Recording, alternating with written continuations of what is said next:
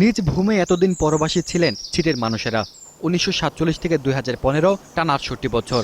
রাষ্ট্রের পতাকা থাকলেও ছিল না নাগরিক অধিকার। বঞ্চনা আর বেদনায় কেটেছে দুর্বিষহ জীবন। আগে তো কঠিন অভাব ছিল, কঠিন কষ্টের দুঃখে মানুষ দিন যাপন করছি আমরা। একটা মানুষকে মেরে ফেললে তাদের বিচার হইতো না, কোর্টে আমরা কোনো আশ্রয় পাইনি। সন্ধ্যা হলে আবার নাটি নিয়ে পাহারা থাকা লাগে। 10 কিলো যেতে হয়। আমি খুব কষ্টকরভাবে আমি লেখাপড়া করেছি, ছোট থেকে পায়ে হেঁটে যেতে হয়। চলতি বছরে 1 আগস্ট বাংলাদেশ ভারত দুই দেশের অভ্যন্তরে থাকা ছিটমহলগুলো বিনিময় হয়েছে। তবে স্বাধীন দেশের সার্বভৌমত্ব ফিরে পেয়ে এখন উন্নয়নের অপেক্ষা। রবি শস্য থেকে আরম্ভ করি, একদম একেবারে জমি জায়গা থেকে শুরু করি, প্রত্যেকখানেই আমাদের দাম মূল্যায়ন কম, কারণ আমরা ছিটমহল বাসিন্দার। আমাদের এখন স্কুলের দরকার, মসজিদ মাদ্রাসা কলেজের দরকার। নাগরিকের যে মৌলিক অধিকার বঞ্চিত আমরা 68 বছরের নাগরিক, যোগাযোগ, শিক্ষা, স্বাস্থ্য, তারপরে বাসস্থান, সব সেক্টরগুলিকে সরকার দেখভাল করছে, এতে আমরা উপলব্ধ।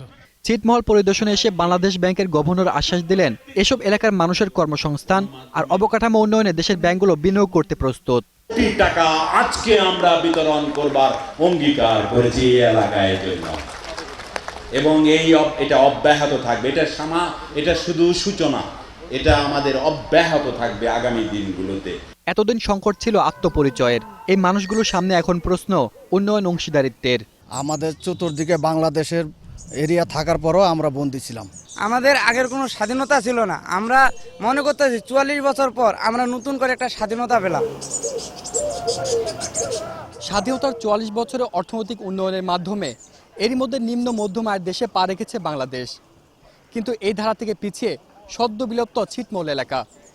তবে এসব এলাকাবাসীর দাবি, সরকার দ্রুত স্কুল, কলেজ, রাস্তাঘাট, আর্থিক প্রতিষ্ঠান স্থাপনের মাধ্যমে এসব এলাকার উন্নয়নে নজর দিবেন।